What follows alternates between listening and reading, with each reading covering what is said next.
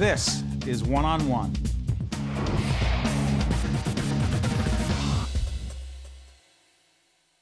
We are pleased to welcome Sandra Bloodworth, who is the co-author of a fascinating book. It's called New York's Underground Art Museum, MTA Arts and Design. How you doing?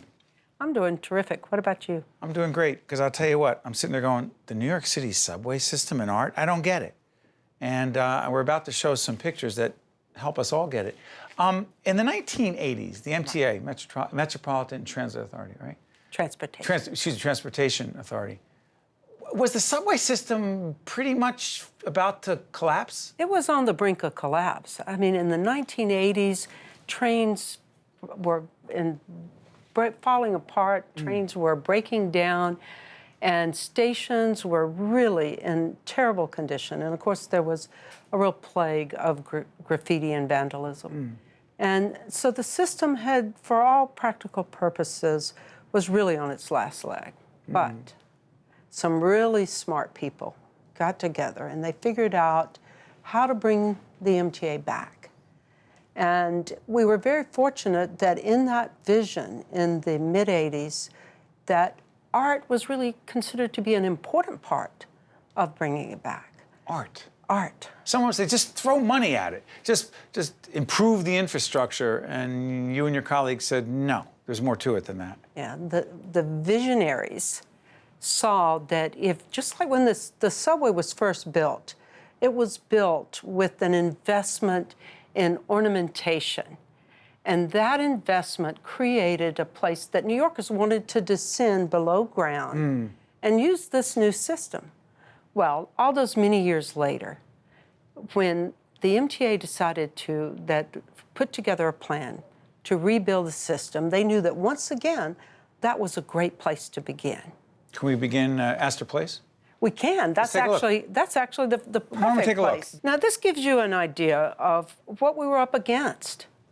Here you had this 1904 ornamentation with the Groovy beaver plaques up in the corner, brown iron spot brick that was virtually being destroyed. Right.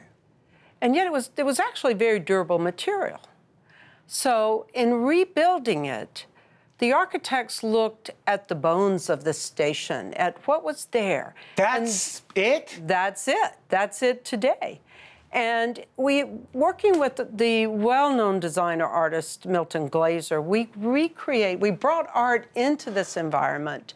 And in many ways, Glaser really created a dialogue between contemporary art and design and that historic terracotta. His artwork really gets a dialogue going between what was there and what has come, the new. Well, talk about Columbus Circle. We're literally just a couple of blocks away from where we are right now on 66 and Broadway. Let's take a look at this, before and after, okay? Columbus Circle, part of the subway system. Oh, come on. Now, that image is really right before we began the construction. You can see a little marking at its worst, but also with the markings, the engineer markings, as we begin to rebuild. Now, and then we introduced the work of Sol LeWitt's MTA Whirls and Twirls.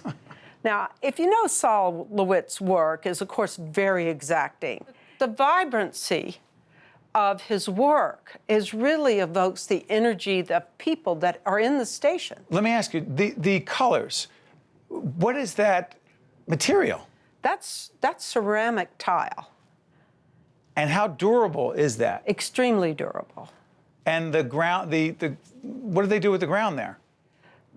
With the granite floors? Yeah, it's granite. Granite floors and ceramic walls. Oh, my gosh. And, you know, LeWitt's work is about this exacting standard of color and precision. And for that to be interpreted into ceramic tile in such a perfect way, so close to his painting. And there you have it. For the public, they are literally in an underground museum. An underground museum? Yes, you are. You go to MoMA, and what do you see? Sol LeWitt. But you're in the 59th Street subway station. Think about the mid-1980s. Think about what those stations were like. And today, our customers are there, our riders are seeing a LeWitt. Yeah. What do you think it does for people, for commuters? I think it's about respect. You know, I can remember when I moved to New York in the 80s, and I remember what it was like. I really had used the subway was really my main means and what I could afford. And it was not such a great feeling to know people are riding in cabs. And now, you know, very quickly after we started changing that environment in many ways, not just art, but in so many ways. And it really gave the respect to the people that use the system, that you deserve a good ride. Beyond that, the concept of public art matters. Yes, it matters. It matters a great deal. You know, museums are wonderful. They preserve what we have, they keep it. We know there is a place we can go and we can experience art. But experiencing art in your daily life says, guess what? You matter. And that's a great thing. Interesting. That's about people. That's just not about the artist. It's about the people who experience this every day and how they feel about themselves as they are experiencing it. Yes, that is exactly what it's about. Well, Sandra, I can't thank you enough for sharing this story with us and telling the story in a powerful way. Sandra Bloodworth, who is in fact the co-author of New York's Underground Art Museum, MTA Arts and Design with Bill Ayers. Thank you so much for joining us. We appreciate it. This is Art Museum right here at the Tisch WNET studio in the heart of Lincoln Center. We'll be right back right after this. Thank you so much. One on One with Steve Adubato has been a production of the Caucus Educational Corporation, celebrating over 25 years of broadcast excellence. This special edition of One on One with Steve Adubato is brought to you from the Tisch WNET studios at Lincoln Center.